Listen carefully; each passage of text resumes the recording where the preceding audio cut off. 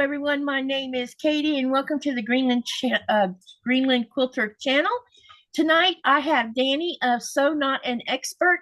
She's going to be doing this live with me tonight, and we are going to have we're going to be talking about a very touchy subject that some people might find uncomfortable. But before we start this discussion, I want everyone to know, and we're going to be mentioning this multiple times, that we are not medical doctors. We are not promoting medical stuff or promoting medicine. We're not even going to talk about either one. This is more of a discussion on how we handle mental health through our hobbies. I'm hoping that people who suffer from mental health will come in and talk with us and find comfort here. And also, I'm hoping we can build a toolkit so that we can help each other during, when we're having a hard time or having a bad day, or I get into what I call a funk. And that funk means Katie's not functioning at all. I'm sitting in front of the boob tube doing nothing because I'm having, sometimes it lasts one day, sometimes it can last a week, sometimes it can last a month. And you're like, oh my God, a month. Yes. So we're going to talk about how we handle it. When should we ask for help? I feel like that if all of us talk about it, that will help. And so me and Dani are going to try to create a little community where when you're in need of talking, you can feel safe to talk about it. You're not going to be criticized or told to shut up. We're not doing that. Are we, Dani? No. The idea is to be able to feel safe, feel comfortable, and know that any of us here are here to listen. So I'm going to turn this over to Dani so she can introduce herself, also tell you about our channel. And we're just going to be messing with our sewing a little bit while we're talking, and we'll get started here in a minute. So go ahead, Dani. Well, Katie, first of all, I wanted to thank you for inviting me onto this type of a platform and just for including me into this conversation. I'm absolutely grateful to you. It is no secret that I talk about my own mental health issues and my own struggles on my own channel. And the journey that I have had over the last 3 years of having my own channel and the progress that I've made from myself being on that own channel and doing this hobby and things like that, and how much that has helped me. Now, I have a very mild case. Mine is not necessarily trauma-based. It is more of a medical-based type of a diagnosis. But finding those avenues and those things and those triggers to help you is really the key here.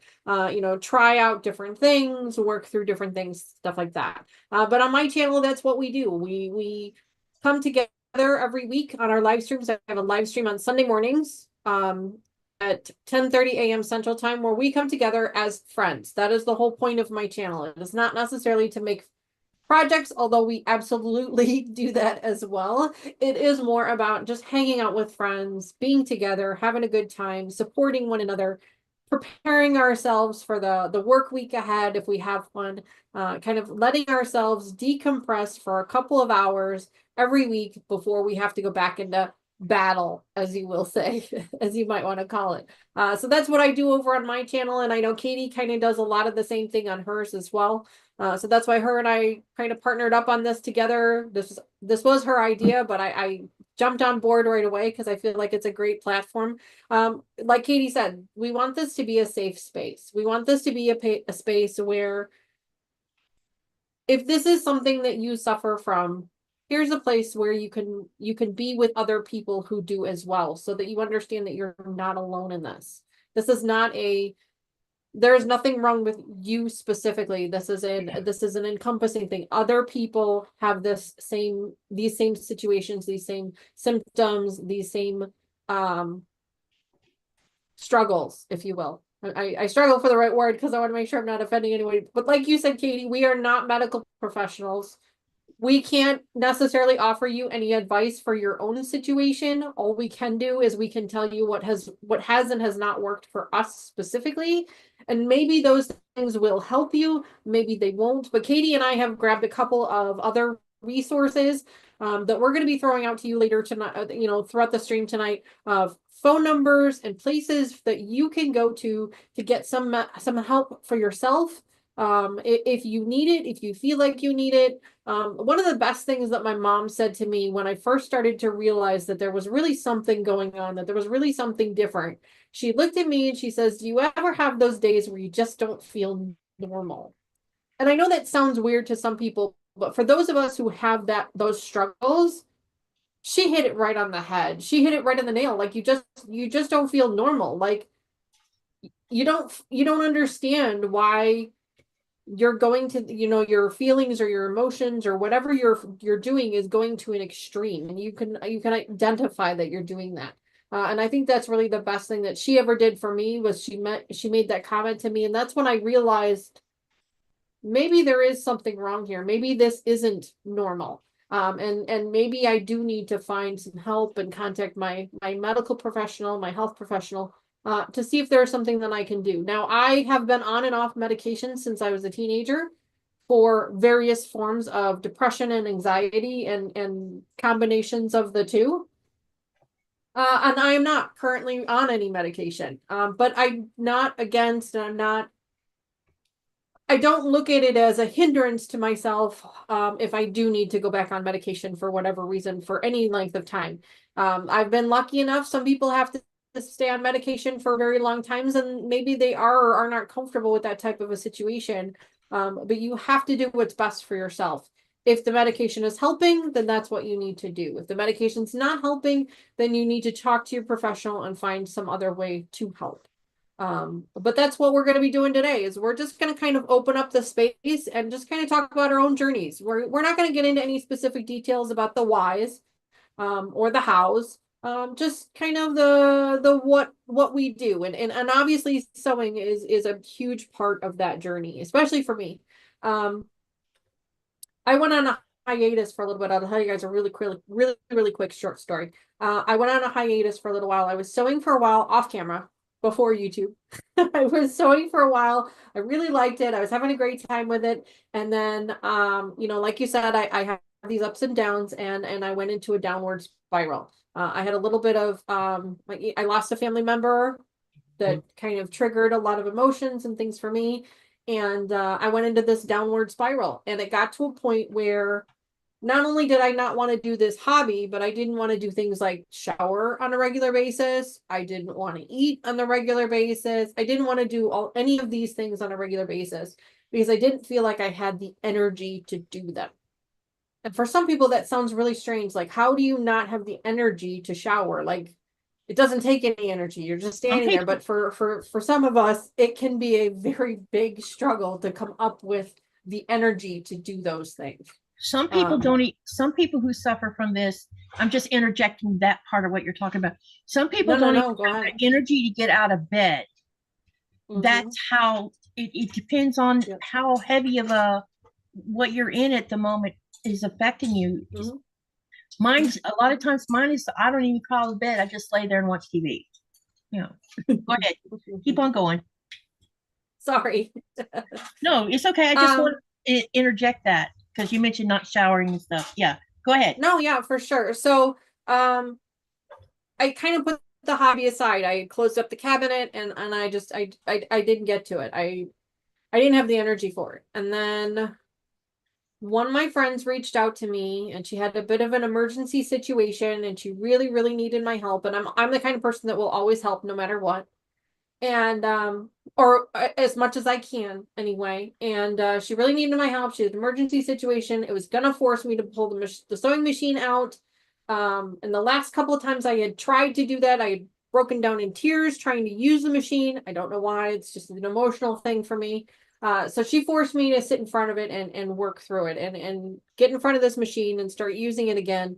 And by doing that, I realized that this hobby was helping more than it was hindering. And so that's when I kind of dove into it even deeper. I was almost like grasping at it as a like lifeline. Like I Mm-hmm. have to sew because it's helping. I don't know what it's doing. I don't know how it's doing it, but it's helping somehow. And it's making me feel better. And every time it makes me feel better, it was almost like, I hate to say it, but it was almost like a little bit of a drug to me. Like, this is what's working. Like the medications aren't working, nothing, but this is, and I don't know why. And I still to this day don't necessarily know why. I think from a perspective of like you did with we were talking about this off camera, that the putting the pieces back together, it was more of a Yep. physical rendition of what we wanted to do mentally. We were taking these little bits and pieces Exactly. and we were putting them back together and creating something beautiful with it. And then I think that kind of, as soon as you said that, Katie, I was like, oh my gosh, I think that's why this helps. Like I didn't even realize that that's why this helps so much. At least for me. Yep. Everyone else is different for sure. But for me, I think that's why this does help. Every time I come in here and I take these little bitty pieces and I sew them back up together and I create something beautiful, I I just get this sense of joy. There's this sense Yeah. of joy, there's the sense of accomplishment, and that really truly has helped with my mental health tremendously. My channel has helped even more with that because it keeps me on task. It has been forcing me, and I do say force in some cases. It has forced me to come in here every week, turn that camera on and make something. And sometimes, and I will be honest with, and my channel knows this, but there are some weeks where I am like, I don't want to do this. I don't want to turn this camera on. I don't want to be in front of these people. I don't want to do this. But I do it anyway because I know that it will work. I know that as soon as I get in here and I give it 35 or 40 minutes, maybe, my attitude starts to change. My mindset Isn't starts to that change. My interesting? body starts to relax. Like I don't Yep. understand. I don't necessarily understand the dynamics behind it because again, I'm not a professional. I'm sure there's a reason for it, but it does happen.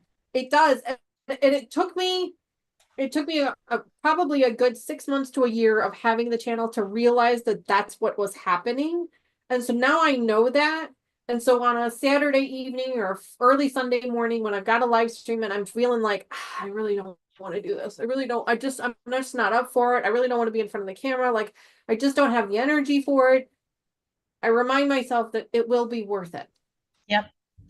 Get in front of there, sit down in front of it, put something together, and it will end up being worth it. So that's where my journey is. That's where I am at every week. Not necessarily every week. I shouldn't say that.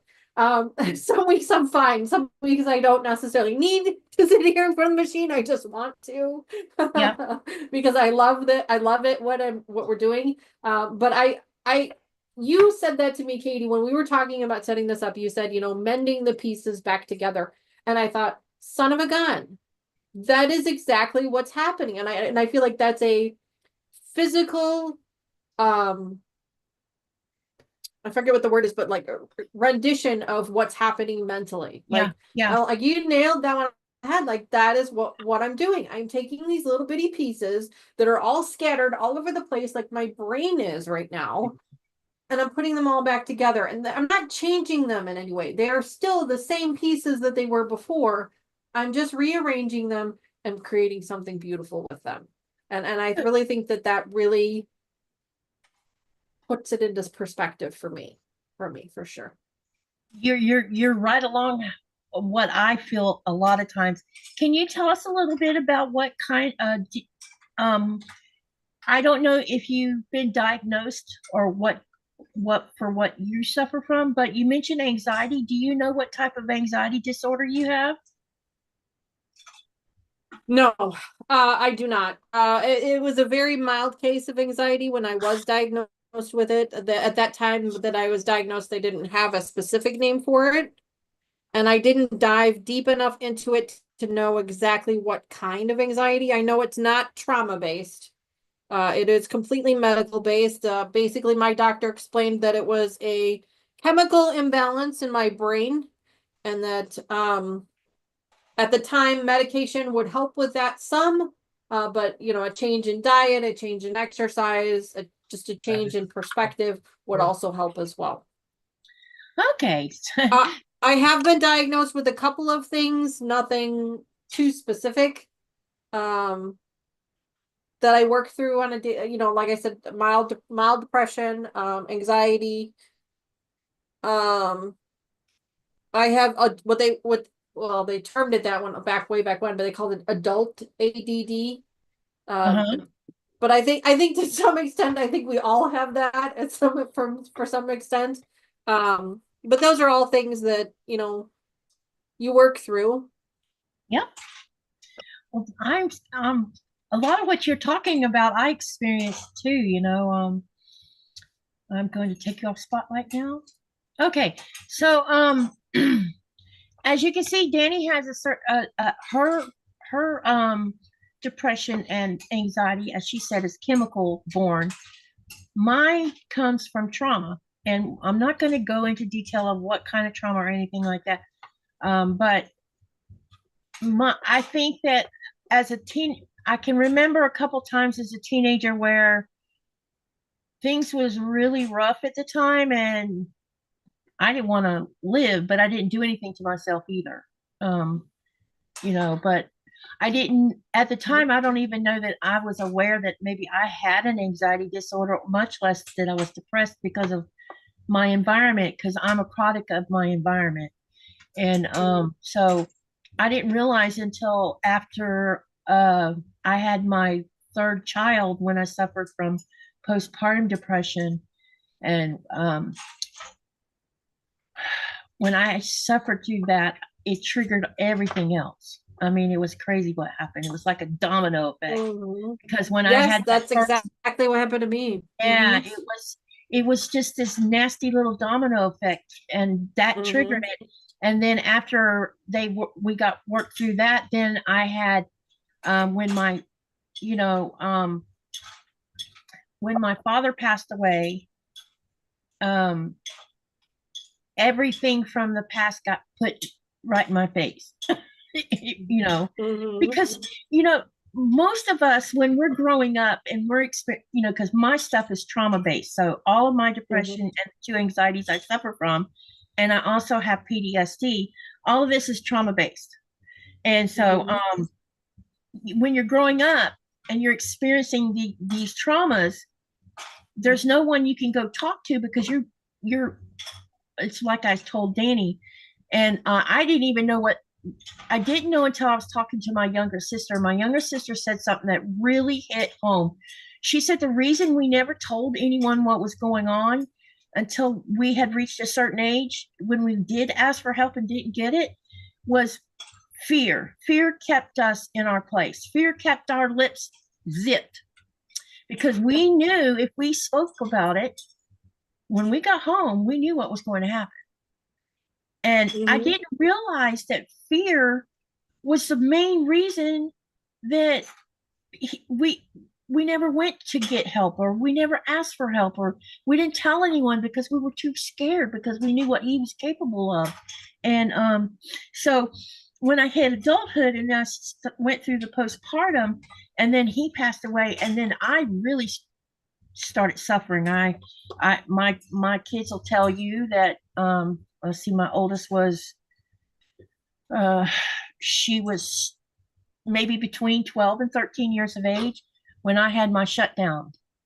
So, and some of you will be able to understand what I mean by a shutdown. A shutdown means you don't do anything. You're a Yeah. mom, Yeah. you're running a household, you're doing all Yeah. these things, but suddenly you can't function at all. I mean, I wouldn't even come out of my bedroom for days. And Yeah. my 12-year-old daughter, it was hard for her because It's really she hard was for the kids to it was watch, for yeah, sure. it was hard for her watching it. It was hard because all the pressure was put on her little shoulders, and she was having to Mhm. help because her mom wasn't doing anything. I Yeah. mean, she had her dad, but her dad was checked out. He was always checked out. And Yeah. so and I didn't know that that was what was happening to myself. All I knew is I was angry and I was sad, and nothing I did worked. I mean, Yeah. I I didn't even realize that the fact that my gardening was part of what gave me peace. until Mhm. one day in the middle of a shutdown, I walked outside. I'm like, I'm going to go outside and do something. And Danny pointed this out, you know, and I experienced this sometimes when I go live, 30 minutes before I go live. I'm like, I don't want to do this. But then I make myself do it. And within a half hour, I feel better. And it's the same thing when I went out that day to go plant something and water my garden. And then within a half an hour, what was keeping me shut down suddenly, like this light shined in. And, you know, I was like, okay, you know, and I still didn't have a toolkit. I didn't know anything about mental health. I didn't realize that I had depression. I didn't know I had anxiety. I didn't know I had any of this. I just knew that I felt broken. And I was broken. That's what I tell people a lot of times when I got married to my first husband. I was broken, but you don't know you're broken because of all the trauma that was done to you. And when my first husband passed away, and that the local county hooked us up with a social worker because my first husband committed suicide, and when that happened, all the wreckage of everything presented, you know, it's like you have a book, you open it, and everything comes out of the book. It's kind of like that. Yep. It's Kind of where like the that. binding is broken and all the Yeah. pages fall out. Yeah, just a and you have to deal with it, but you don't know how to deal with it. You don't have the toolkit to deal with it. So they sent someone to our house. She was specialized in psychology and suicide, survivors of a suicide victim. And she sat down and she talked to me and my kids, and she says, I'm going to put all of y'all into mental health because this needs to be dealt with, because this is something even most people just have a hard time dealing with. And when I started going to therapy for a while, all of us were talking to the therapist except my son. My son was so shut down. He wouldn't talk to, they tried different social workers. They tried a man over a woman. He was in a more of a shutdown than I was when my dad died. You know, it was horrible because he just quit school. He quit everything. He quit his job. Well, everything affects children differently. Yeah. You know, he was 17 years old when it happened. And but anyway, when I was seeing the therapist, and then they had me see a psychiatrist, and the psychiatrist asked me a lot of questions and asked me, you know, about my childhood, about my early adulthood. And by the time it was over with and stuff, he said, well, you suffer from two kinds of anxieties, and you also have PTSD. And I said, how do you know I have PTSD? I thought that was only PTSD for people who were in wars. And he says, I don't know where you've been reading this stuff at, but just people in war do not experience this. People who experience bad trauma. Any type of trauma. Yeah, any kind of trauma. Any type. A car accident can do it, you know? Yep. And it can be a temporary type of thing, or it could be a permanent thing, or it can be a, like you have, it was a trigger based thing where and mine's an very event or something triggers it. Yep. And, you know, we have this long discussion, and I felt like that, gosh, how much more broken can you be, you know? But he told me, he says, just because you suffer from depression, and your depression seems to be a mild form is what he told me. Your anxiety, on the other hand, is way out there, you know, because, you know, I've told him things and he's like, yep, that's what this did.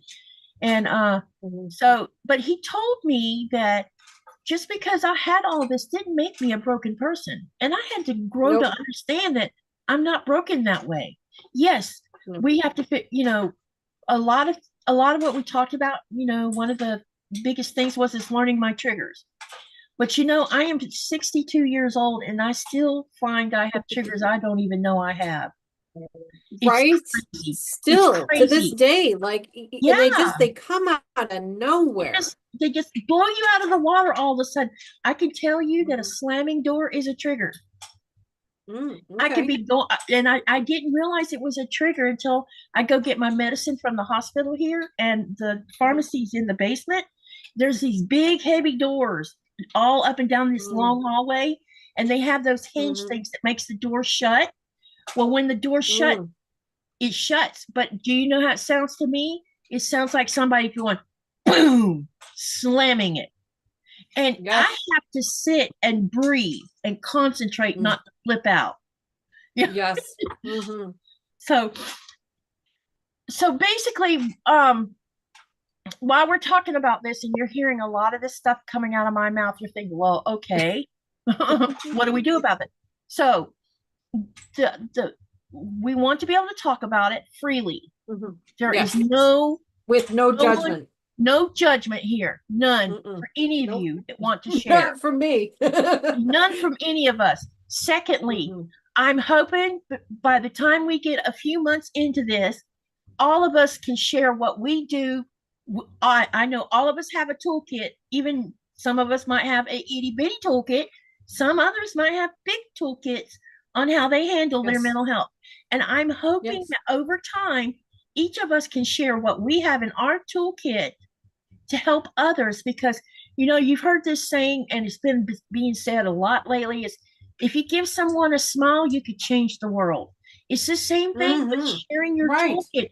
If you can share something in your toolkit, it might help change someone who's having a bad day or having a crappy day, or they're having a crappy month.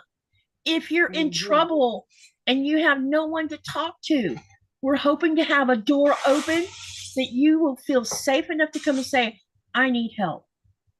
We're not doctors, but we can list. Nope. We have ears to listen. We are friends. We're friends. You can lean on our shoulder. We can lean on each other. We can. What we can do is unify, because our world is full of chaos right now, and I know dadgum good and well I'm not the only one who feels the pain I'm feeling right now, seeing what's going on in our world, because that adds to our anxiety, to our depression, to our trauma. All of it. And you can I try not to watch too much news. But all you gotta do is turn on YouTube and there it is in your face. I mean, I know. there's YouTube, no Facebook, escape. anywhere you go. Yeah, there's no escape from it. So I'm hoping that all of you who suffer from whatever form you suffer from, even if you don't suffer from it, but you just need to talk, because maybe you're sad that day. Being sad is something. Even though you're a happy person, you might feel sad one day and you don't know why you feel sad. Come and talk. That's what all of this is about.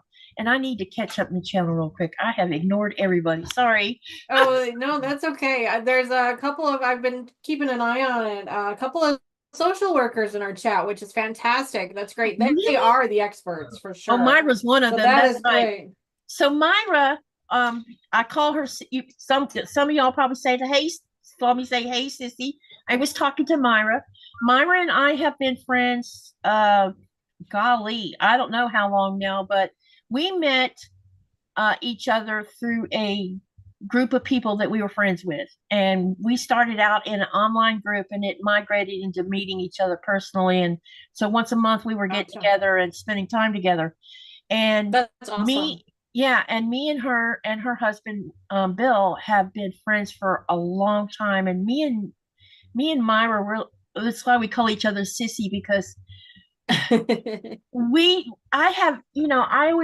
one of the biggest challenges that I've had as a kid, a teenager, a young adult, an adult, is having a long-standing friend or a best friend. I've never They can be hard. You can't. Yeah. It's hard to make friends when there's something wrong with you, and but you don't know what it is. Because I can tell you that one of the things that I was trained to do is, when you go to someone's house because you're a girl, you're to be seen and not heard, meaning shut up. Yeah, I've heard don't that. Talk. So I've heard that. And Myra can tell you, the first few times that I would come to these little gatherings, Katie would be sitting over on the sofa and not saying anything, not talking. And one day someone came and I'm reading chat. I'm just stuck on chat for a second here. Sorry, Katie. It's okay. So many people are sharing their stories, and that one just touched me there for a second. Sorry about that. Yep. Keep going. Keep going. And so one day someone sat next to me and says, "Why do you never talk? Have we offended you? Have we done something wrong?" No. but you don't talk. And I said, I couldn't exactly answer why I didn't talk, you know. And this is not the first time that someone's come and said something like that to me. When my parents joined this church, and after my, you know, we'd been in it a couple of years, and us girls kept being invited to church parties, where you go to someone's house. And my dad he had such control over us, he didn't want to let us go anywhere. But one day he let us go. And two of the three of us were invited because of our age. And we're there and we're not talking, neither one of us. Do you know that, and this is going to sound crazy, y'all, but some people feel like because you don't talk when you go to a party or go to a gathering, that you're ill-spirited. People think that you have a bad spirit because you don't talk. It's because we were trained not to talk. You know what it is? People fear what they don't understand. Yeah. You know, and so that manifested into my adult life. Now I'll talk your darn ear off. You know. Yeah. Right. So let me backtrack here and see what all's been said, and say hi to everyone. So anyway, Myra knows me a lot. We got a great group of people in chat today. Great group. Yeah, thank you all for coming, because I was worried it would bomb. So hello, Donna Toback. Welcome, welcome. Hello, Judy Smith. Hello, Denise. Hello, Rita. Hey, Highways. I think I said that right. Hello, Lori Colgan. And hi, Sissy. Hey, Sherry. Welcome. Hello, Eggsy. Hey, do you have a first name, Eggsy? Let me know. Hello, Fern King. Do you have a first name so we can learn you? Let's see. Hey, Andy. Myra says, why I use the missing puzzle piece and some. Oh, look. Myra says, why I use the missing puzzle piece in some therapy sessions, especially with children and their family. Yeah, yep. That makes good sense. See how they react to it? Mm-hmm. Yeah. Myra says, fear of loss. We're talking about what can get you there. Andy says she has medical PTSD. Myra says fear of loss, life, financial stability, relationships, all can lead you to PTSD. Yep. Rita says shutting down period is a no-no for me. The same with having stuff on windows such as curtains. I have to have doors open and windows free. That's interesting because half our house doesn't have curtains on it either. I mean, our bedroom does because we get 22 hours of daylight during the summer months. But outside of that room, and the rest of this house, we don't have curtains on anything, do we? Yeah, our windows are like, now my mother would flip out if she saw that. I have to know where the exit is at all times. I don't necessarily have to see it physically all the time, but I have to know where it's at. I have to know where the door is. I have to know where the window is. And that's not anything trauma-based that I've experienced in my life. That's just my anxiety. That's my going to the extreme. I'm thinking the worst case scenario type of situation. I've got to know if there's a situation where I need to book it, where do I go to book it? Is basically where I'm at with that. For sure. Exactly. And interesting enough, our front door and our back door even has a big window on it. So it's like a half door with a window on the top part of it. Mm-hmm. Now we keep a small. I have a sheet hanging on our front door, but the back door doesn't even have one on it. Not at all. I mean, so it's like this. I just can't do that. You know what I mean? And it's going to be hard for me moving back into the craft room because we had that window that got broken. We made the tough decision of making that whole wall solid because she went and bought another trampoline, and I cannot have my PTSD triggered a second time. It took me an entire year to get where I wasn't feeling the way I feel. I'm still angry. That hasn't been that's the downside. I still don't have my anger under control, and we're going to talk about anger at some point, but y'all don't see the angry because I don't put it out there, but believe me, it's there, just simmering under the surface. Yeah. It's like this. I don't know. It's hard to explain it to people, but and a lot of you know. Yeah, I know it's there. Now, before my PTSD was triggered, that I call it my little anger monster, it was shoved so far deep inside of me, I don't even think about it. I mean, I don't even feel it. But when the PTSD got unleashed, so did it. And when both happens at the same time, and the anger came out because this could have been prevented. The triggering of my PTSD could have been prevented if she'd have done what she was supposed to have done. Meaning she should have fastened her trampoline down to the ground. Yeah. Another she should have anchored being, it. Yeah. Another human being caused this. That's why the anger's out. Because I can't stand for people to do things to other people. Even if they unintentionally do it. Yeah. So anyway, let's move along. Rita says shutting doors period is a no-no for me. The same thing with having stuff on. Okay, I read that. Yep. And hello, Joyce. Doors. Yeah, that can be a big one. Yep. Hi, Kim. I bet driving vehicles that the windows are tinier. It's another problem. small itty bitty cars cramps you in like this, you know. Hey, Andy. Hello, Kim. Hello, Gladys. Hey, AMG Debbie, do you also have a first name? AMG Debbie pointed out something. Eating well, no junk food, and watch sugar all can help. Yes, the world turmoil is stressful, so I sew. See, there's the toolkit there. Yeah, exactly. Yep. Sewing is definitely in our toolkits for sure. Myra says she and I have known each other 20 plus years. Yep, I thought it was over that 20 mark, but I wasn't for sure. Wow. Hey, awesome. Joyce JK, welcome. Let's see. Fur King says my first husband oh my gosh.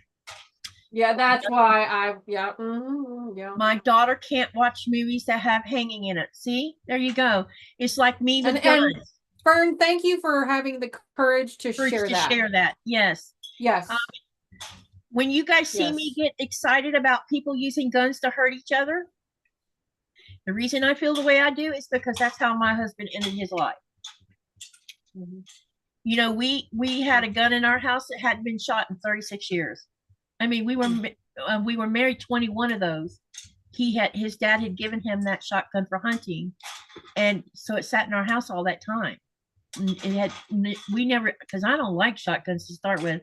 My dad used to get a great joy out of watching them knock us on the ground when he made us learn how to shoot them. But yeah, you know, so these little triggers. AMG Debbie says, I don't watch the news and try to stay off Facebook, etc., because I don't want that stress about the world either. That's why I have my Facebook set the way I do, so I don't get that garbage. It's YouTube that's got it on it a lot. Quilty Sharon says, wow, ladies, this is my first time catching your chat. Welcome, Sharon. Glad you come. You came to a special kind of live. Yeah. Luane says that after the pandemic, it was hard for me to get back into the real world as I was now used to being home and alone. Good thing I found a support group and now I'm getting out and about. So let's talk about this not wanting to leave your house kind of thing. When COVID happened, I was like Luane. You know, I was out walking around town, you know, because this place here in Greenland is so beautiful. Oh my God. I was hiking, I was walking, I was taking the dogs out. Everybody would see me down in town square. I was everywhere most people, everywhere they saw me, I was with a camera because I've had a camera in my hand since I was probably 13 or 14. I just cannot help myself. But after COVID, they don't see so much of me. And you're going to say, well, why is that? Well, for one thing, I don't want to catch COVID, number one, because I don't want to be one of those percentages who died from COVID because they didn't stay away from sick people. And secondly, I think that the lockdown may have enhanced my anxieties.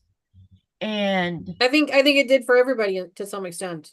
And so I'm having a hard time figuring out how to get past that, if that makes sense. No, it makes complete sense. I think it triggered a lot of people. It took me a long time because I had to go to remote working for a while. I went to remote working for almost 6 or 8 months. And so then trying to transition back into the office environment, it took a hot minute to get kind of acclimated to that and figuring it out and you know, working through those things. For sure. So, You kind of get used to your own little bubble. yep, definitely. Because yeah, exactly. When I went to the United States last year, I wasn't sure, how it would be going to QuiltCon because I never been to QuiltCon, and there's a lot of people going that go to conventions, and I wasn't sure how I See, was now going to places handle like that. that give me major anxiety anymore. Yeah. Those big groups and crowds, Mm-hmm. major anxiety. Yeah, because I live in a town where there's only 3,500 people. So, so between the airports and everything else, it's massive amount of people. But going to a Right. convention where there's so many, I feel like I did really good. I didn't have an anxiety attack of any kind. I Oh, that's also, good. one thing I did do while I was inside the convention is when I felt overwhelmed, I found me a place at the one of the side back walls where it didn't look like there was many people. In fact, there was hardly anybody. And I'd go back there and sit on the floor for a while and just chill. Mm, That's what I yeah. did. I didn't have to leave the convention center. I just had to find a quiet place. And so I'd go Yeah. back there and sit on the floor for a while. And then when I was like, okay, I'm all right now, I'd go back to what I was doing. And that was how I managed some of it. Okay, I'm gonna continue on reading everything else. Sharon Yeah, says, yeah, there's a lot. yeah. Sharon says, the broken statement hits me hard. I grew up in a very dysfunctional house, married at 18, had 3 children. Children now hold my brokenness against me. Yeah, we're going to Oh. talk a little bit about that.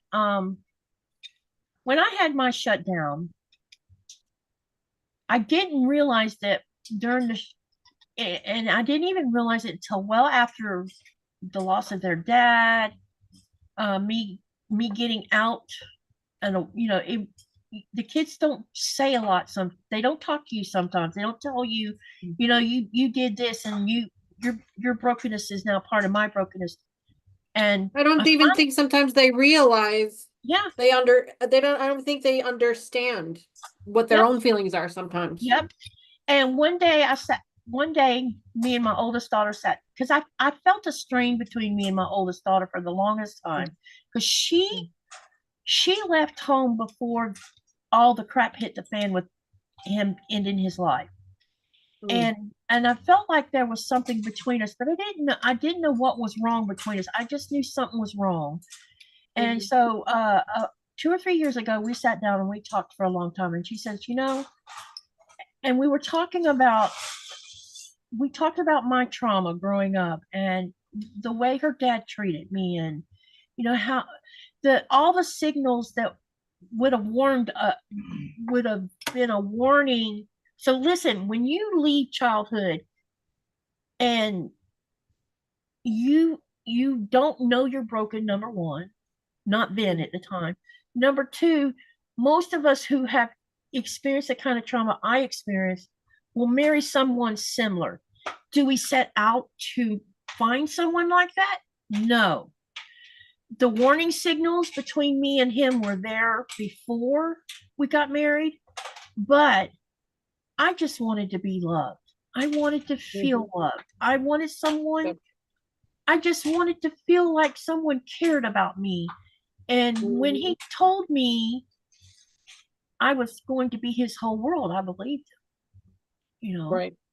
And so we got married, and I was trained you don't leave your husband when you get married. No matter what he Right. does, you don't leave. Right. Right. That's part of the training, or the mind, whatever, gaslighting or whatever you want to call it. So Right. Whatever the term is nowadays. yeah, I don't even know what they term it these days.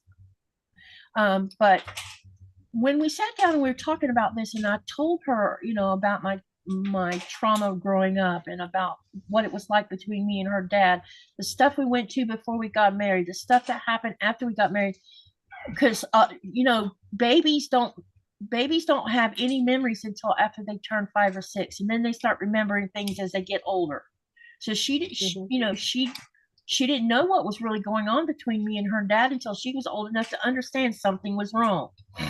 Right. And when we talked about it, and then we talked about my shutdown, and she says, "Mom, you have just told me more in the last hour and a half than I knew my entire life. And now I understand a lot of why you did what you did and why you had your shutdown. And she says, I have nothing to forgive you for. Now I understand it. And, and it fixed that between us because we had an open discussion. But I still have a problem with my younger daughter. She's still stuck in the past. And I have to wait until she's mature enough and ready for us to sit down and let's have this hoedown and get it over with, and because I don't want her to be 62 years old and feel the pain I feel because of my past. Does that make sense? Oh yeah, absolutely. So absolutely 100%. Yeah. So if you can help when you're helping yourself and you're helping your children, that's what you do. Because one of the biggest things I tried to do and I thought I was doing was stopping the cycle of abuse by how I raised my well, and kids. you want to, I mean, as a parent, I'm gonna say most here. I'm not gonna say all because unfortunately it doesn't always happen, but I'm gonna say in most cases, most parents want to protect their children. Yeah. And so they will keep things from them on purpose so as not to cause them any trauma, cause them any anxiety, or cause your own emotions to transfer onto them. And I think that, and I think there's a very fine line between protecting our children and hindering their protection by not sharing things with them as well. It depends on their age. It depends on who they are. And obviously that is a great opportunity to seek professional guidance to navigate through those things. Yes, exactly. And I wish that I had someone to say, hey, you're raising your children, you should, and because some people knew what it, about me. I wish someone would have said, no, you really should go get some help. There's not, and say it in such a way that, when you tell someone to go get help, one of the things I think we have to learn to say when we say that is we're not saying that anything's wrong with you. We're saying you need tools to help you navigate what is hindering you. Because one of the biggest, there's three things that I know that have been a predominant behavior in my life. One is I procrastinate worse than anybody on the planet. Why? Number two. Sorry, I'm not laughing to make fun of you. I'm laughing because you're laughing I'm with along me. with you. I know. I didn't take that as an offense. I'm not laughing to judge. No. I'm not taking offense to that. One is procrastination. Number two is never feeling like I'm good enough or never feeling like anything I do is good enough for anyone else. It's crazy, these things. And the other is as an adult before I moved to Greenland, I could never hold a job down for more than 2 years.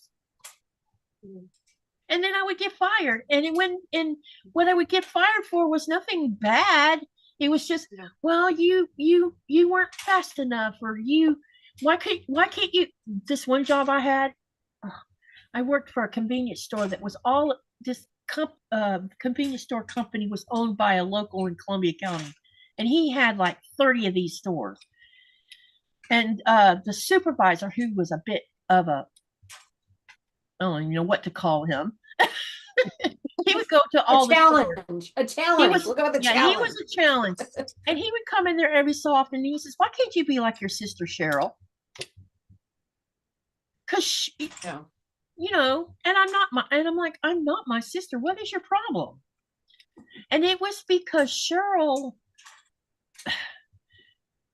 all of us girls handled what happened to us in a different way. And Cheryl turned into this really hard, cold person. And nobody could, she had this like steel wall around her, and no one could penetrate it.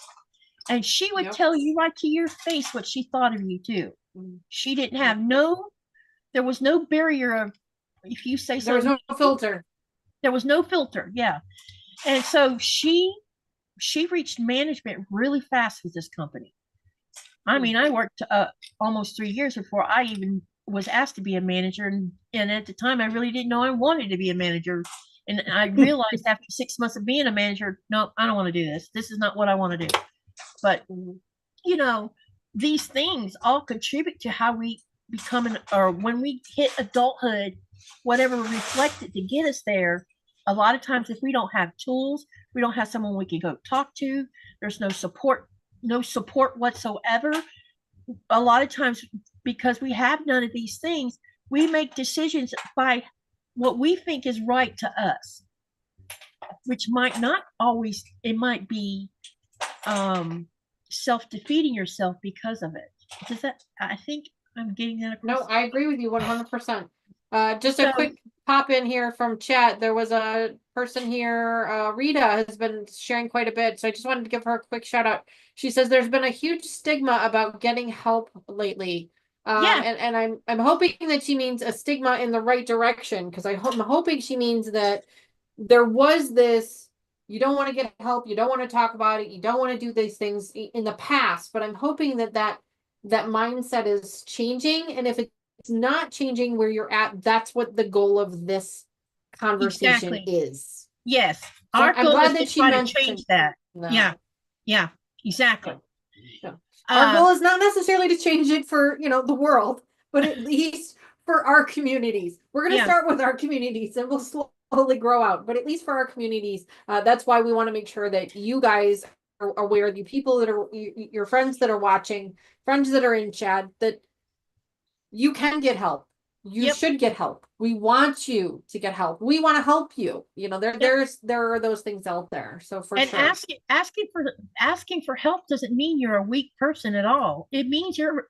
Oh gosh, I tell people this at work all the time. I said, go ahead, I'm sorry.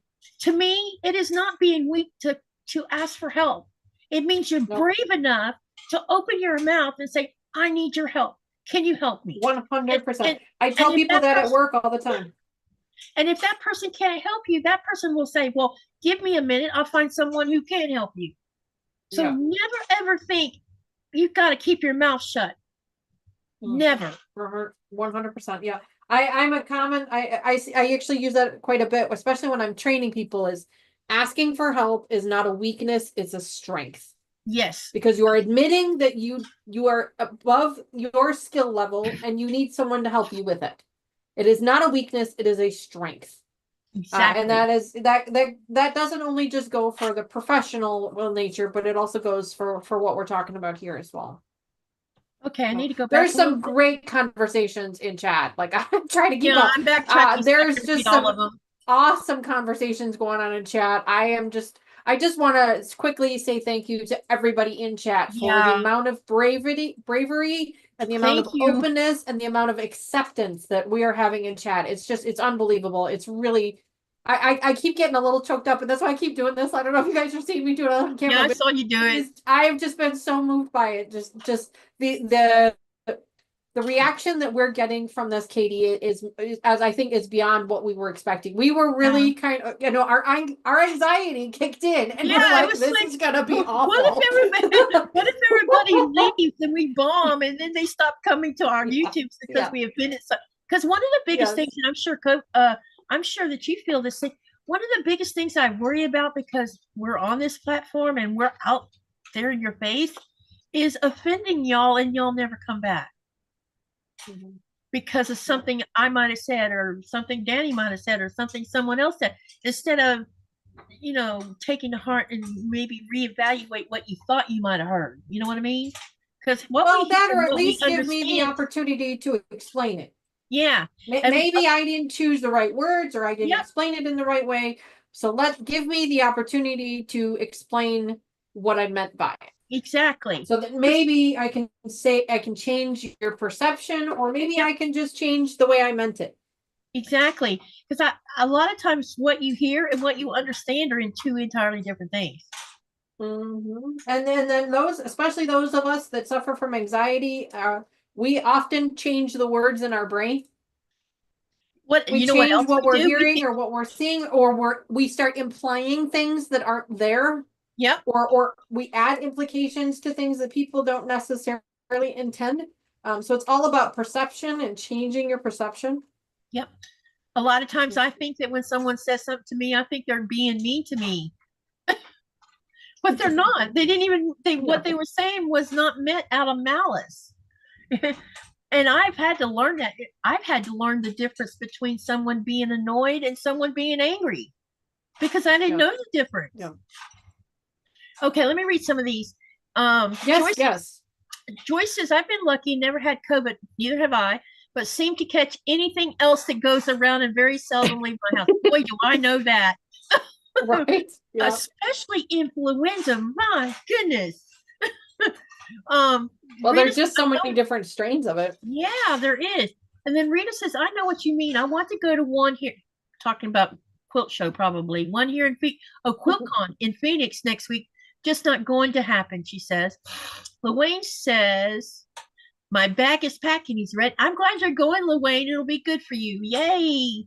All right. Circling back to Rita's comment just for a second here. My guess is, Rita, that you don't want to go because of the crowds thing is what I'm guessing. And I made that comment as well. And I'm going to share with you just a quick little tidbit of something that I have found works well for me for these crowd situations, especially since the pandemic and especially with all these, heaven forbid, all of these large crowd, I don't want to say attacks because that sounds bad, but these large crowd situations that have occurred in the past and things like that. That's where my anxiety comes from. And what I have found that has worked best for me is smaller functions, smaller venues, smaller crowds. So your local, not the QuiltCon of quilt shows, but your little local ones that you can usually find those at local churches, in local shelter areas, things like that.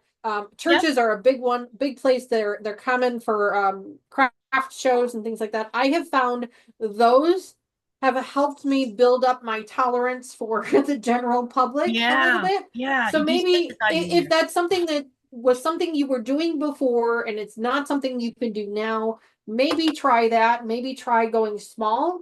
Go, start out small and build up your tolerance just a little bit at a time. It not only does it do that, but it also builds up your confidence as well. It's just like with quilting, you start out easy and you build up from there. Oh, hi, how are you?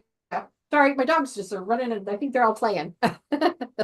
What else you can do? If you live in a smaller town, like I live in a small town, but they don't have what I'm about to mention.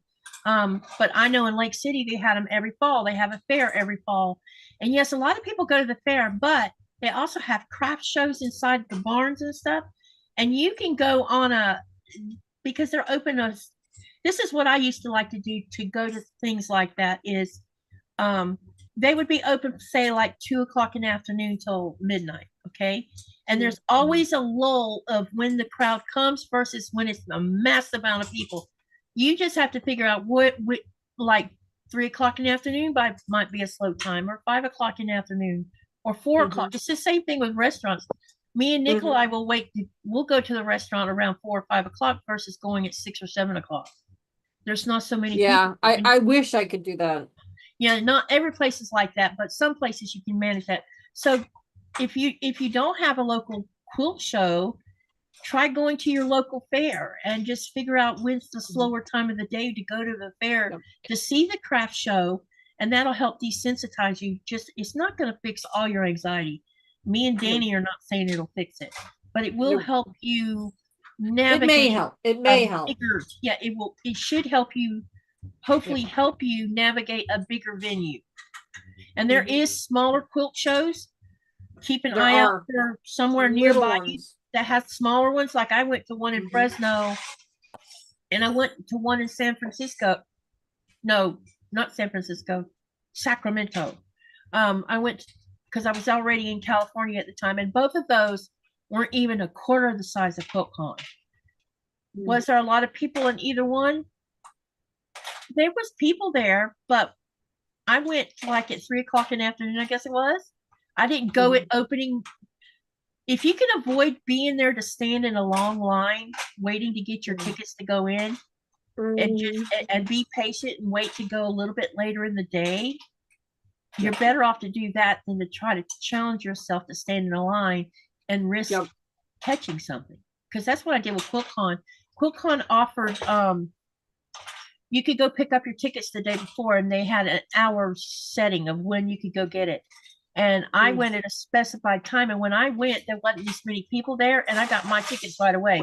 But when I went the next morning to go attend QuiltCon, the line was out the door.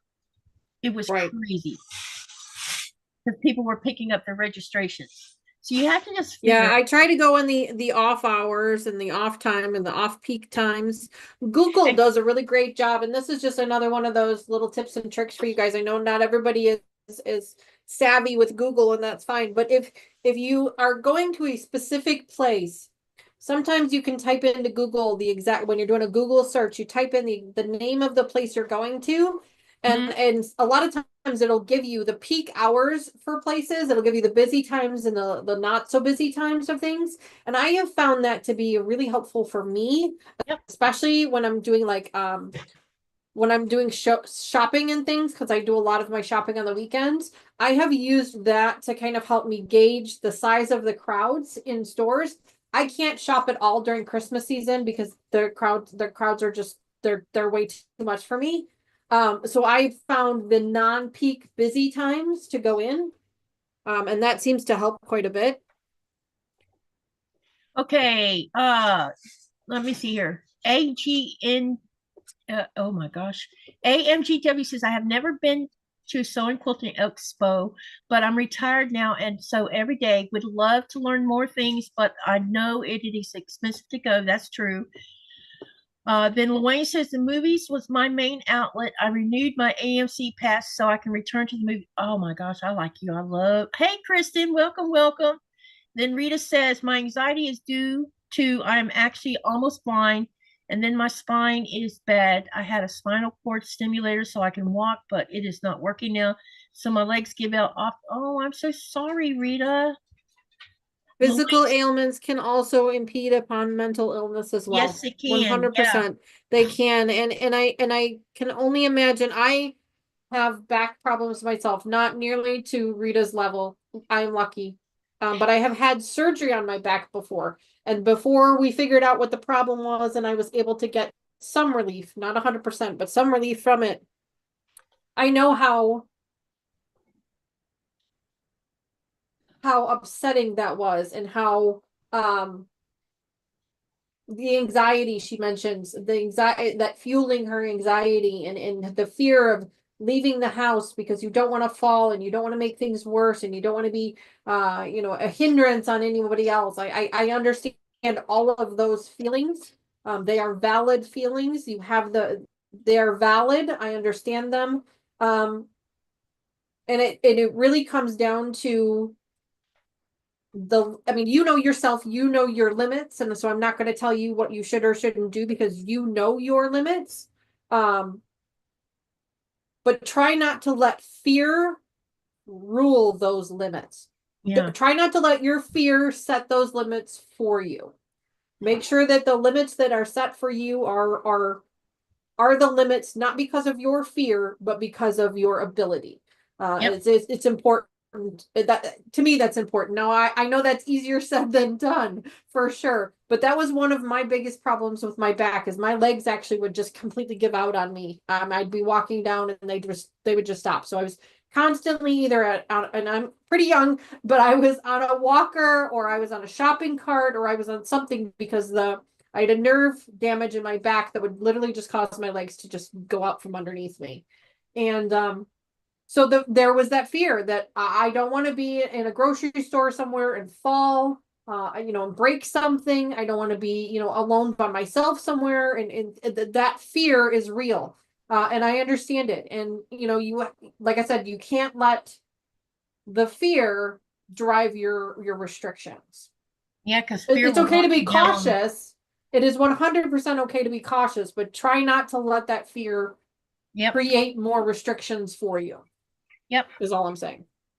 Joyce says 20 plus years ago she had cancer and she realized that life was short and learned that shit happens. And yes, I just said that word. You can do that on YouTube. Yeah. And I couldn't control certain things as the song goes, just let it go, let it go. Let's talk about that for a minute. A lot of people, and Joyce, I'm not pointing you out, so please do not take this personal. A lot of people will say, you just need to let it go and don't think about it. Some people, I think it's situational, but yes, yeah, some exactly. people feel that way, but they need to understand it's Yeah. situational. And the other thing is when they say that, or it's been said to me many times actually, some people I think that because I bring up my past, that I think about my past 24/7. No, I don't. Mm-mm. Mm-mm. But you can't the problem with this whole thing is everything is tied to everything. It's what how do I put this in such a good way? Even this bad stuff created who I am today. 100%. Yeah, and I can. This would be like saying we have to erase history of World War II. And No, no, we my can't. stuff is not like into World War II. I'm just pointing out, you can't wipe out what happened to you in the past because of how it reflects who you are in the present. But No, I agree with you 100%. Yeah, you I, can't I, change the past. yeah, but I do understand that I have to make sure it's not controlling my life. That's where Yes. the fine line is. And Joyce pointed out she learned how to let it go. And that's okay. That's a good way of looking at it. But some of us have a harder time of figuring out how to balance that and say, well, it's not going to. And I don't feel that any of it controls my life now until I have a trigger. Then the trigger is what's controlling me. And that's where I get confused because I'm like, I have no control over a trigger, so because I didn't know I had the trigger, you know. But thank you for sharing that, Joyce, because that's a good way of looking at anything. It's a good way of letting it, letting go what's going on right now around us. But sometimes it's so hard. And congratulations to her for being able to Yeah, have the strength to do that. yeah, because Yeah, that's because not brave. everybody is that lucky.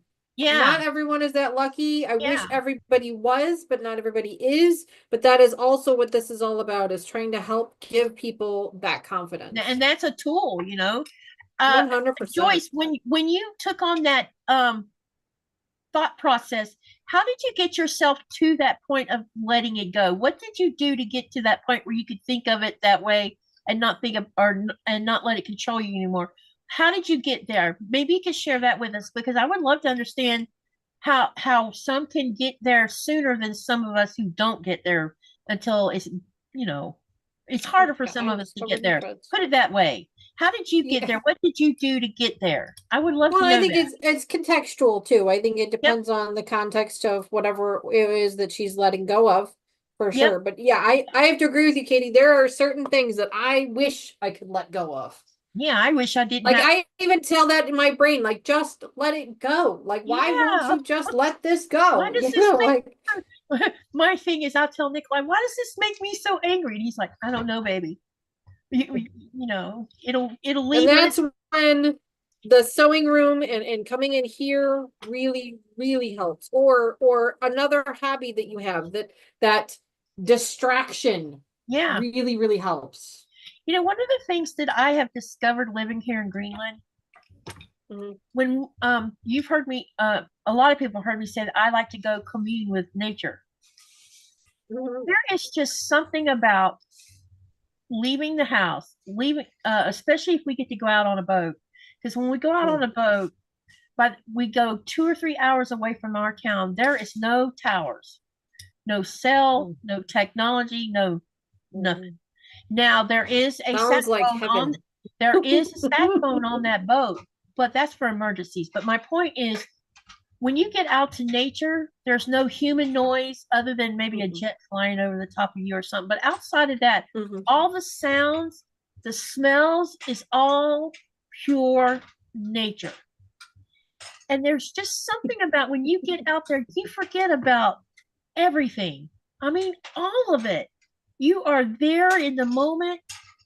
And by the time I come back home, I am totally rejuvenated.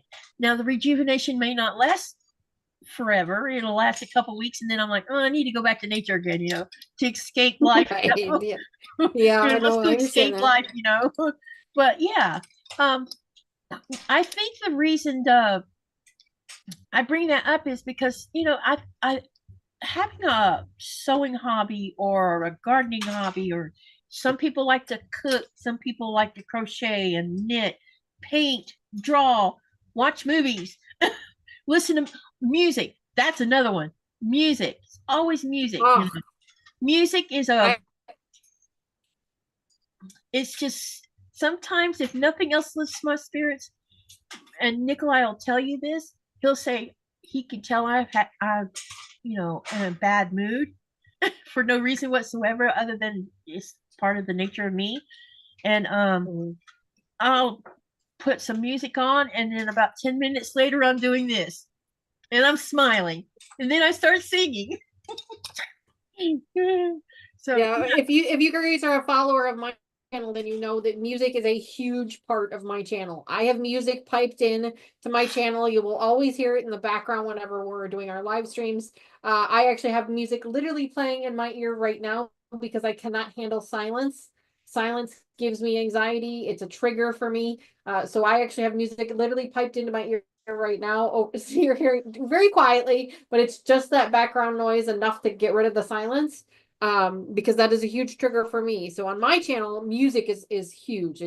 You'll hear it in the countdown, you'll hear it during the lives, you'll hear it on my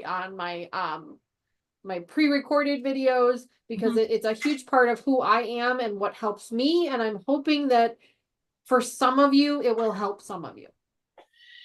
Okay. So And I'm I think glad you that's mentioned wonderful. music. I wish I could play music where people can hear it while we're sewing, but that's Oh, not I can, fun. but that's because I do it through Streamlabs. Yeah, you get nailed by YouTube for, yeah. So anyway, It does. Well, I mean, you can find copyright and free yeah, I music, which need to is what find all of the copyright music I music. have. Yeah. Yeah, I have a couple of websites I can give you. Okay, that would be great.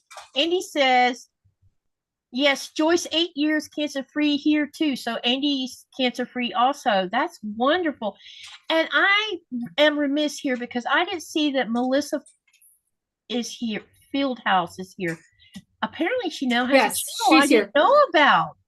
When Yeah, did runs that with happen? quilts. Yeah, Where have I I don't been? know if she has a channel or if she just changed her It says runs her with quilts, handle. Melissa Feldhouse.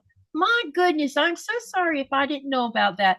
But here she made a comment. She said there has been such stigma around getting help. Yes, there has. You know, um, mental health is being discussed more and more these days. But if you think about 10 years ago, did you hear so much discussion about it? Not really. No, I mean, if you no, tried to bring it up, people are like, oh, we're not going to talk about that. I mean, you yeah. still hear that even now. We're not going to talk about that. We're not going to talk about it. We're not going to talk about it. You cannot Mhm. continue to put this away because so many people suffer from it. Right. Joyce says there that is a way to look at it. I'm a senior, so I'm grateful for each day. Kristen says that's awesome, Andy and Joyce. Kristen, do you want to share something with our group? You're welcome to share something. She told me something that's going on with her, and I feel like if she wants to tell it, she can tell it. But Yeah. y'all, those of you who are prayer water, let me try that again. Those of you who believe in prayer, put her in your prayers because she could use it. So, but if she wants to tell y'all, she's welcome to tell you here. It's okay with us. Katie, can you believe we've already been talking for an hour and 15 minutes? No, how long are you going to be allowed to be on? I've got a little while yet. Okay, just let me know because I wasn't putting a time limit on this. I wasn't Okay. going to go 5 Yeah, hours. I can Lord. probably go till I can probably go till about 4:30, if that's all right with you. Oh, that's 5:30, 6:30. So yes, that's fine. Yep, no problem. Okay. I mean, I'll have to cut out, but you're welcome to keep on the Yeah, conversation no, if there's a good whenever you're conversation ready, going. yeah. But I I do do want, have somewhere else I need to be. okay, that's fine because I know there's other I lives have going I on have too. triple booked this Sunday. Yeah, there's a lot of people on Sunday.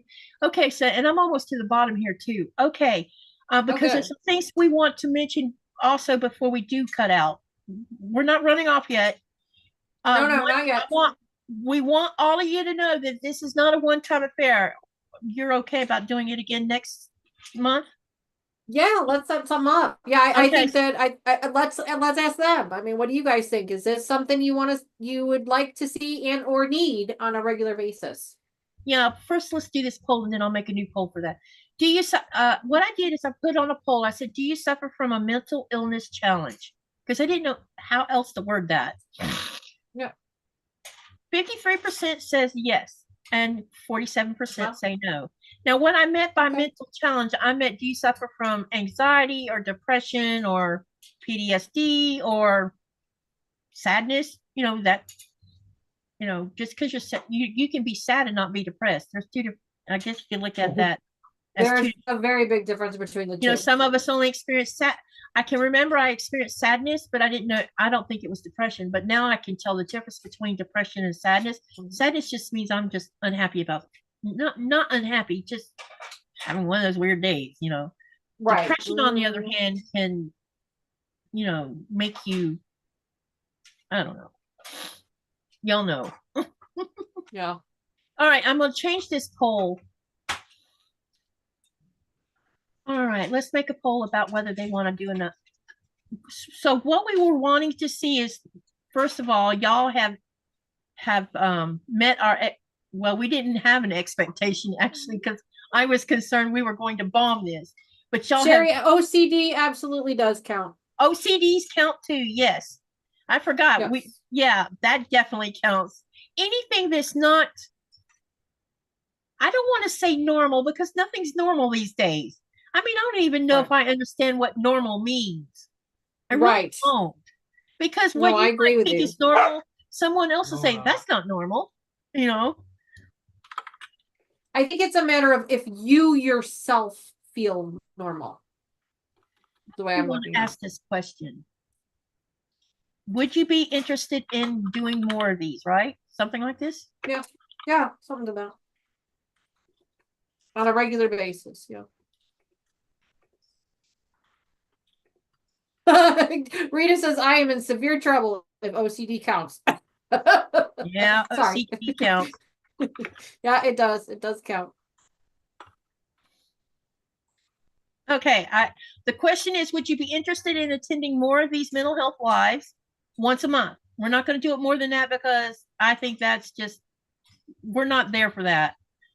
No, we are not there for that, and I think that our schedules wouldn't allow it. That's not what I meant. What I meant was, I don't feel like we're there yet to try to do something like that. Put it that way. And we also have time constraints. Some of us, not all of us. Some of us don't have a job. My job doesn't start until probably end of May. Anyway, let me see here. I was gonna, so answer the poll. And while I'm doing that, let me catch up on the rest of this stuff, because I was almost there. Okay.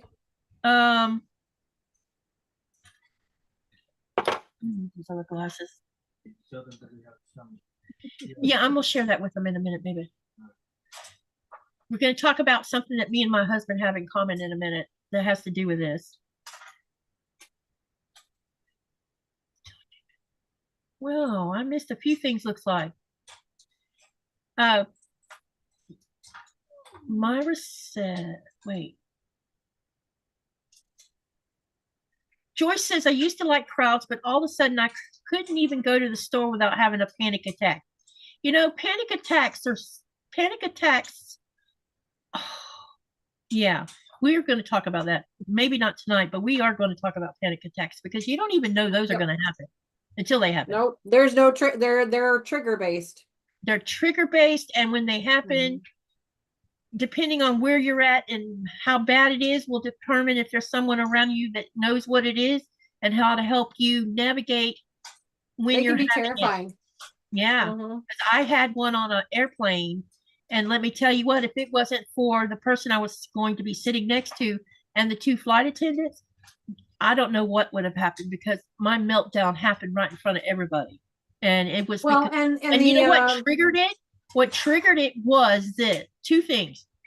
They were pushing and shoving, getting on the airplane, because we had been grounded for 8 or 9 hours because the pilot had exceeded his flying hours.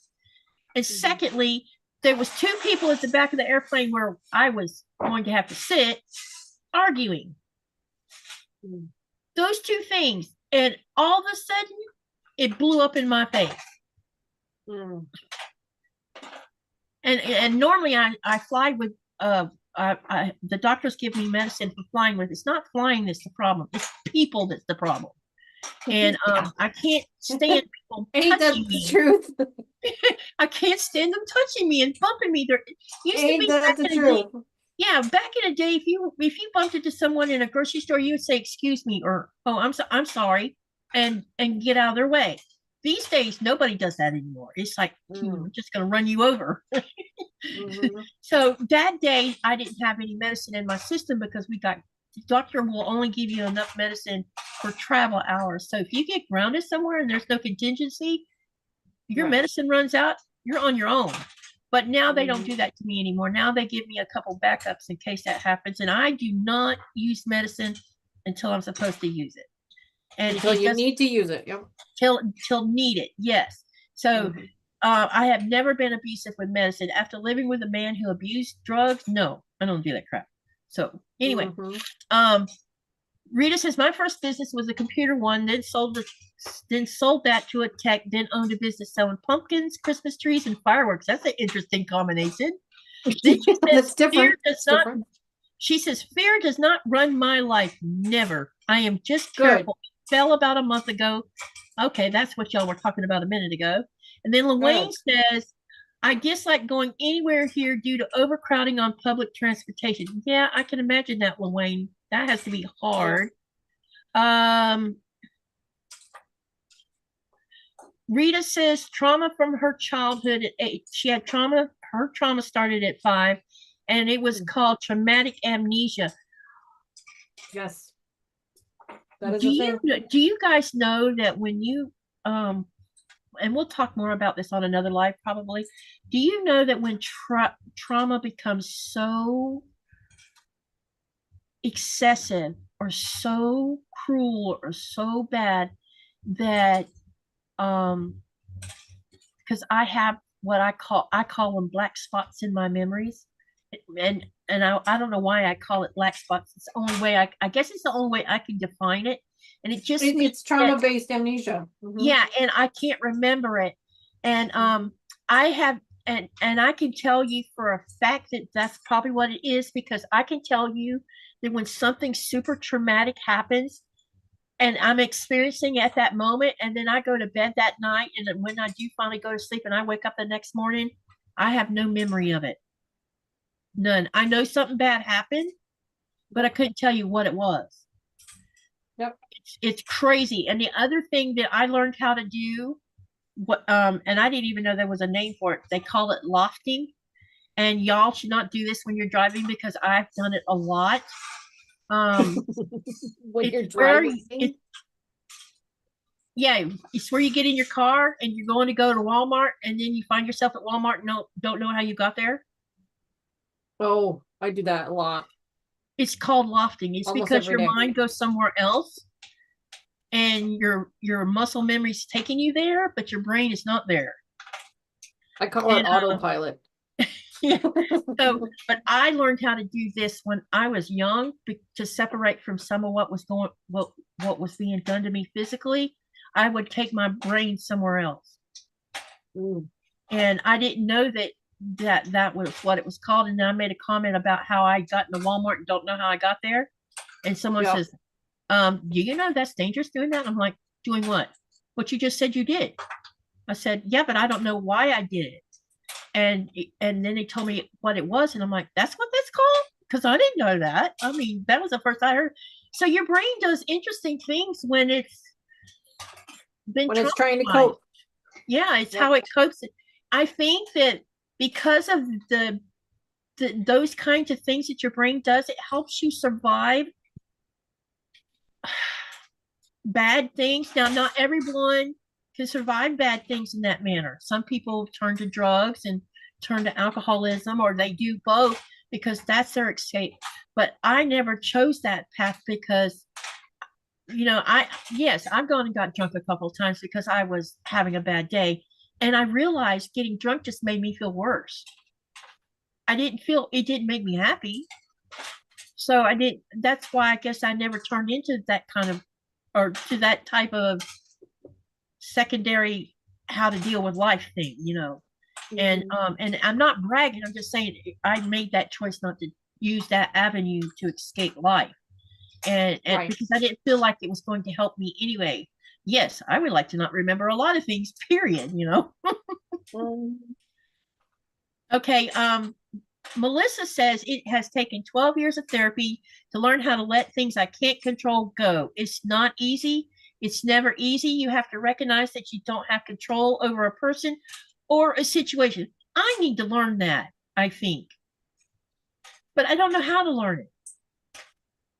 I mean, what kind of tools, Melissa, what kind of tools were you given to learn how to let it go? Maybe that's something we could share with each other is when someone says that they learned how to do something like that, how did you learn how to do that? Uh, if I guess that's the right question to ask, right? Yeah. That is exactly the right question. If they're willing to share. If you're willing to share, yes. Yes, of course. Denise says, hi, were you able to confront the person that caused your trauma as a child or that lady that owns a trampoline? The person who contributed to my childhood stuff was my father. And no, he left this world before he ever made peace with me. So I got to live with all of his crap. And as to the neighbor, no, not her either. And I think that if I went over there to confront her about it, she would probably think I'm the meanest, hatefulest person on the planet because I'm really angry about what she caused. You know, some people are not receptive. No, and I don't think that because it's like I told Nikolai when Nikolai found out what when I told him what broke the window, he's like, she didn't have that thing fastened down. I was like, no. And I asked him, I said, wasn't she born or wasn't she raised here in this town? Yeah. So she knows that the weather's going to be this way. Yeah. So why would you not fasten it down knowing that this weather here in South Greenland's just as bad as it is in Nuuk? You know, it's not an unheard of situation to get a bad wind event. In fact, we're 4 days in a wind event right now. I kid you not. Right. 4 days now Yeah, we've had this wind going on, and it's wearing my temperament really thin right now because I've had about all I can stand of it now. But she knew better. She's an adult. Why the heck didn't she? You know. I think in some cases, I think people just don't think about it.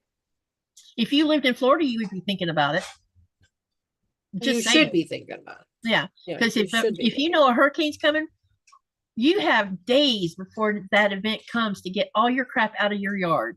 And we all do it because we don't want missiles flying through our windows. Right. I have seen a storm pick up a heavy barbecue grill and throw it through the air like it's a cork. Yep. And that's not an exaggeration. Yeah. Yeah. So we've all learned, living in Florida, you get anything that's not fastened down and you either store it or you tie it down. Yes. And trampolines, usually most people would just take the trampolines apart or turn them upside down. We have those by us a lot too. The trampolines are constantly moving around. Yeah. Yep. Okay.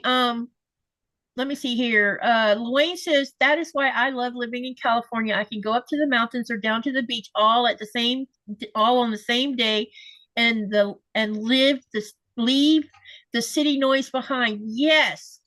We're going to talk a lot about how some of these things that you can do to escape what's causing your discomfort. Hi, I hope I say your name right. It's either Saneda or Sanita. I'm not sure which. He or she said, I crochet, knit, and sew for hobbies. I used to read, but I seem to get too distracted when reading now. That's why we listen to audibles when it gets distracted. And then Melissa says, picture it as if you're taking the situation and putting it on a leaf and then send it down the stream. Oh, that's interesting.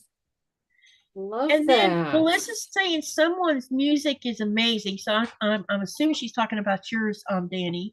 And then Myra says, for me, I use a Q-tip in my life. Quit taking it personally.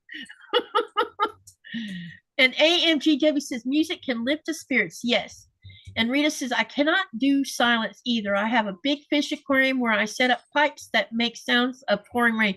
Hey, we have a TV in our bedroom, a big TV. That TV never gets turned off. I think and if it has been turned off, it's only like 2 minutes. And it's been running for how long, honey? Oh, a couple years. At least a couple of years. It never hardly ever gets turned off. It's always some kind of noise going. Sometimes he'll set it where I can hear rain, where it's raining. Sometimes I leave a show I know I will fall asleep of because it's not boring. It's one of those things I can sleep through. It's always Right. the only problem is if I put music on, and Nikolai will tell you this because this has happened. If I put music in my ear or leave the TV on playing music, guess who's singing in her sleep? And I went out on the boat with Torben and Ellie one weekend. I have earbuds and I put music in my ears to fall asleep on the boat because I can't deal with the silence. And Right. So the music will be in my ear. And they have the next morning they've said, "Did you know that you were sleeping and singing at the same time?" That's awesome. And Nikolai will tell me that sometimes I'm holding a conversation in my sleep. I'm talking to Oh, someone. I've done that. Yeah, I've done I'll that. be just yap, yap, yap, yap, yap, you know? Yep. Yep. I've done that. Yeah, so I do that a lot. And Joyce says, just the thought of having cancer scared the bejesus out of me and made me look at life through different eyes. And I guess I regrouped. That makes good sense. There's nothing wrong with that. I think that makes, yeah, you're right. That makes complete sense. And we talked about OCD counting. Regrouping, yeah. Somebody left. Andy had to go. Highway says, I am here running this, but have not been able to follow the conversation. It has been a bit noisy around me. There's always a replay because I'm not going to take this off Highways. Rita says, put it this way. I graduated high school with a 3.85 GPA. Do not remember ever going to high school. Oh, I bet that's interesting. That's a high GPA too. Wow. Rita says, the one business I did fireworks for was the 4th of July, pumpkins for October, Christmas trees for Christmas, and then fireworks for New Year's. And Rita says she does not drink or do drugs ever there. It is not what happens, but rather my reaction to what happens that I control. That's what Rita Yes, said. absolutely. And hello, garden. Uh-oh, I just lost it. Where did it go? Oh, I'm going to backtrack and find it. Where'd it go? The Garden Kitchen with Tracy. Hello there. Nice to meet you. First time I've seen you in here. And Rita says, I confronted my birth mom and that thing she was married to told them both, as far as I am concerned, damage they did, Karma is going to have fun with them. I wish Karma would do, yeah. I think dying too young, he got away with everything. Rita says, oh, wow, I just noticed one of my keyboards gaming is just like yours, Katie, with the lights on it. Yeah. It's one of those mechanical keyboards. The RGB mechanical keyboards, yeah. Yeah, this one's called an NOS. I don't know who that is, but yeah. Anyway. Then Highway says, I will have to go now, friends. Have a lovely one. Okay. Hopefully he'll watch the replay. Rita says you can also take and write a letter to the person that did the damage. Then instead of sending your letter, you set it on. You know, that's not the first time someone suggested that for me and my dad. That might be something I could do. Or find that writing poems help. Speaking of writing, should we talk about that for a minute? Yeah, I mean, I've got a couple minutes. Okay, so my friend Melanie, you've heard me, some of you have heard me mention about my friends that live in Syracuse.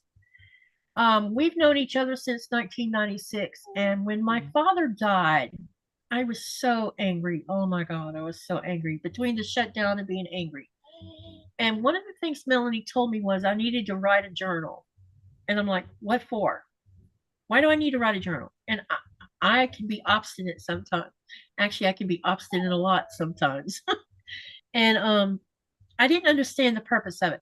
She says, well, I want you to write, and I want you to, and I've set up you can go to myjournal.com. I think it's where I have some of my stuff.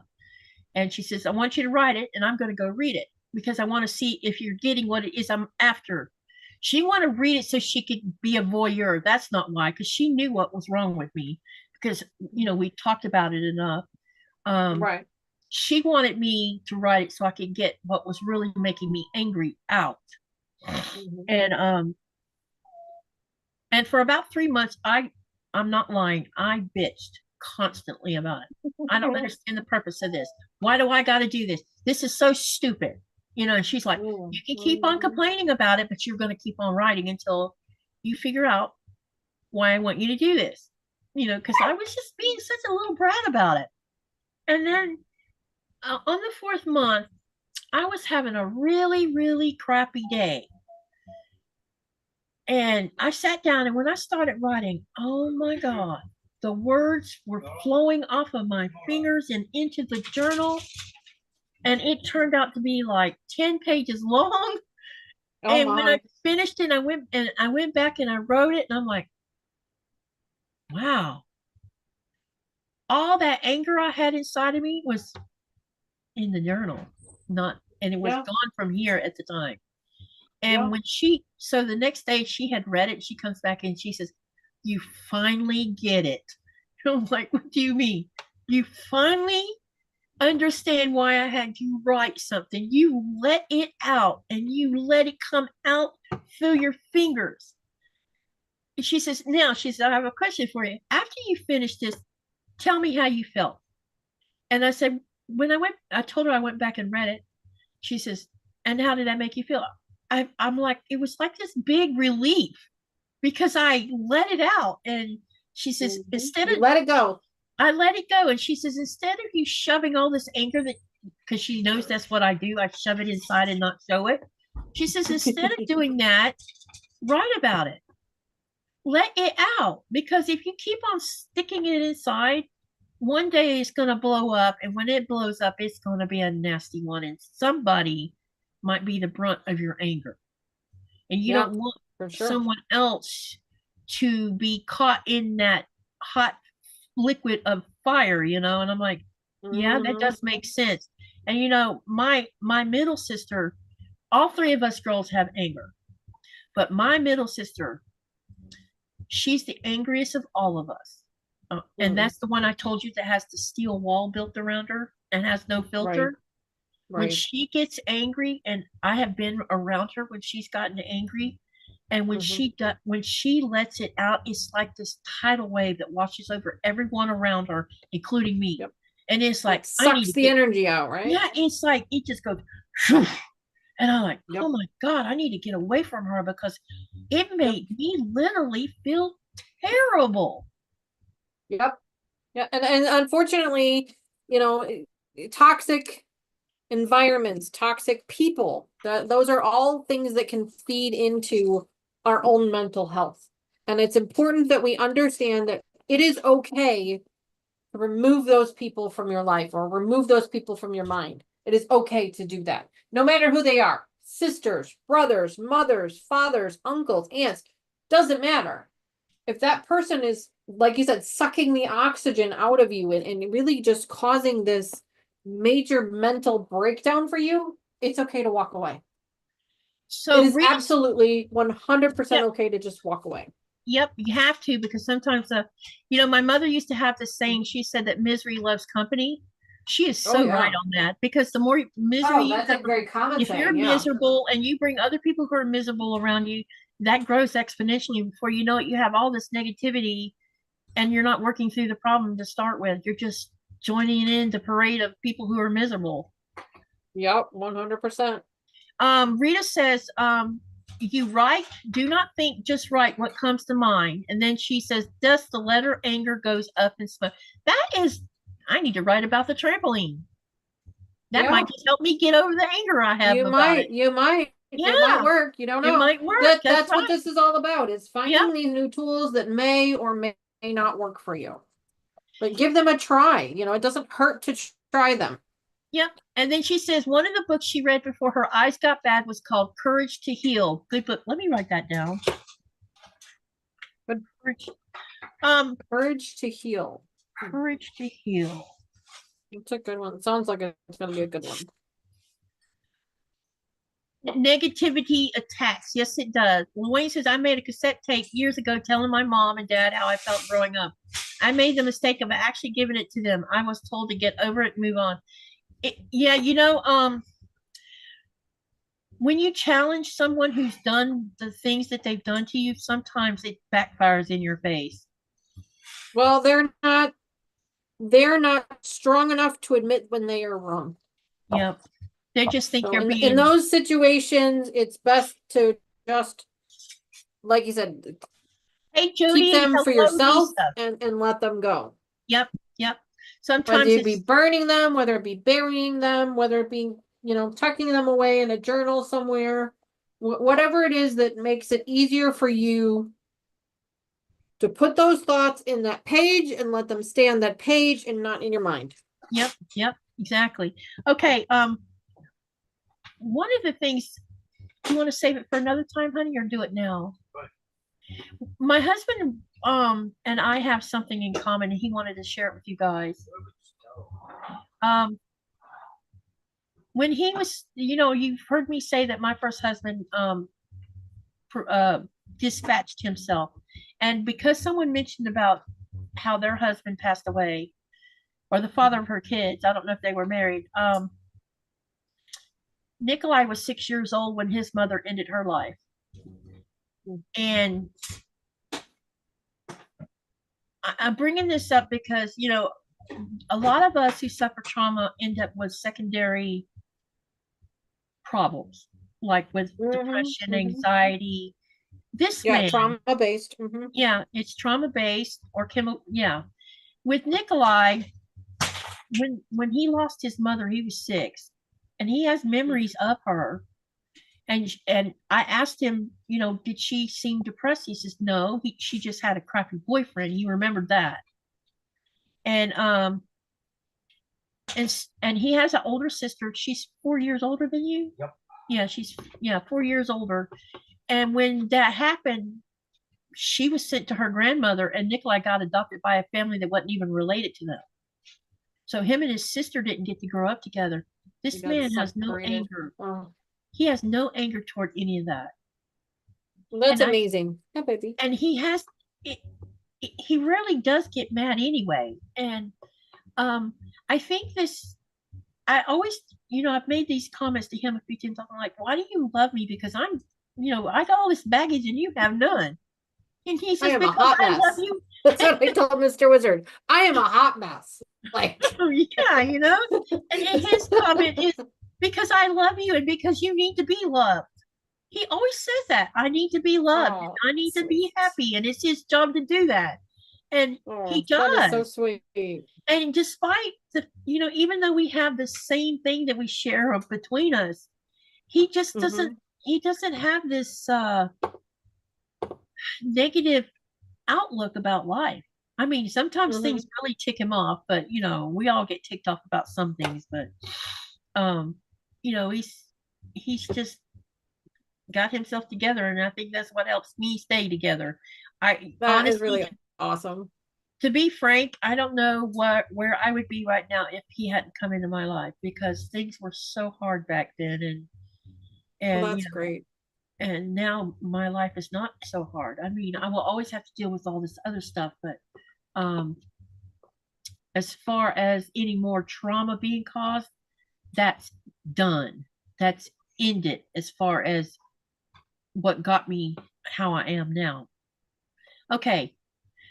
Lisa says, anger sucks your energy. Find ways to redirect the anger, like quilting or to produce something beautiful. Yes. Rita says that book is by Ellen Bass and Laura Davis.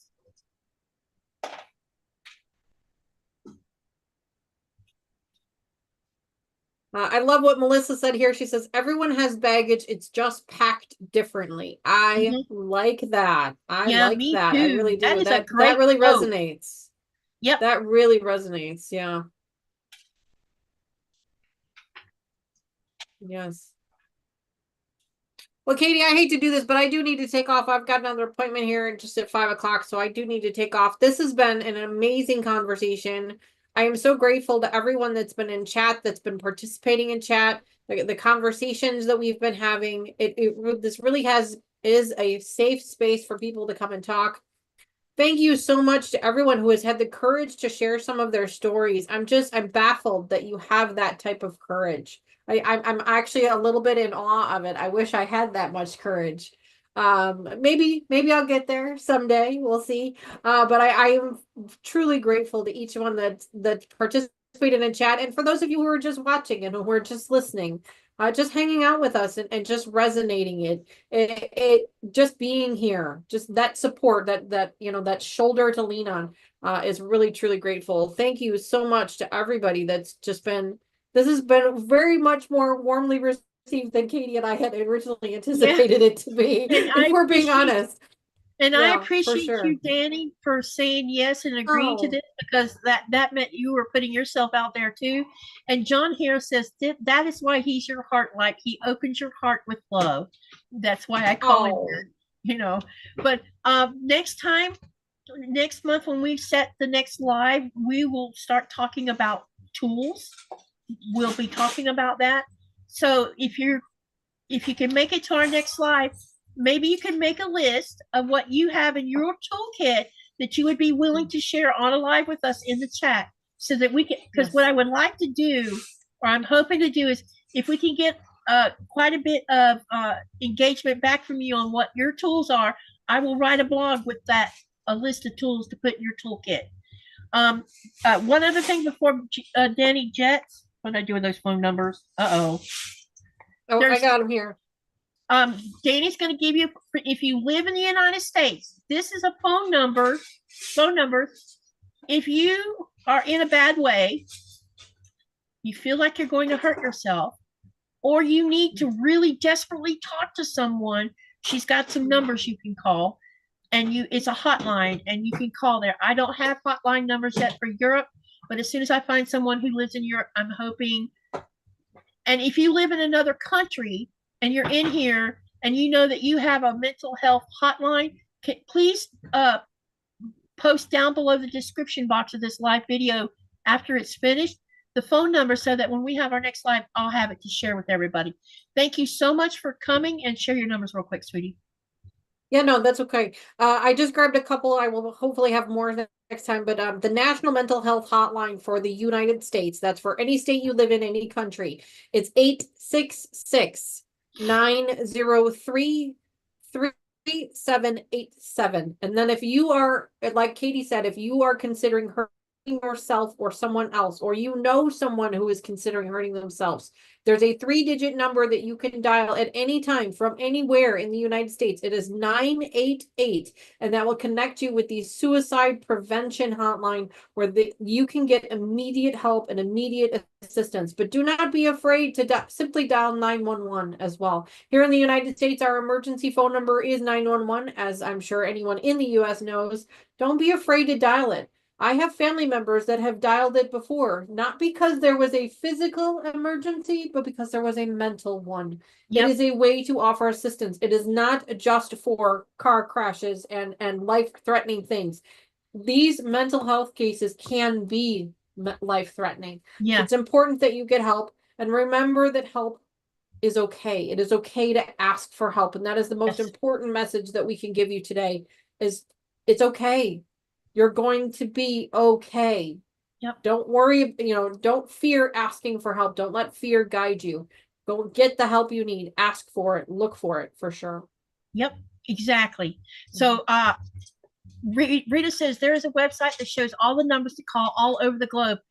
Rita, can you email that website to me so that I can go ahead and get that posted in the description box? Yes, for sure. Because and also when we come back again, when we're talking about toolkits and stuff, I'll have more websites also.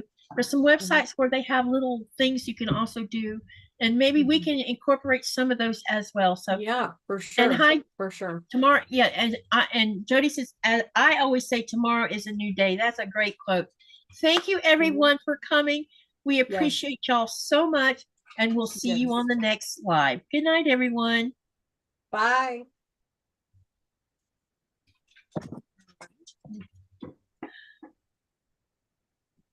Hey, Dani. Yeah. Do you want to do this on the third? This was the third Sunday.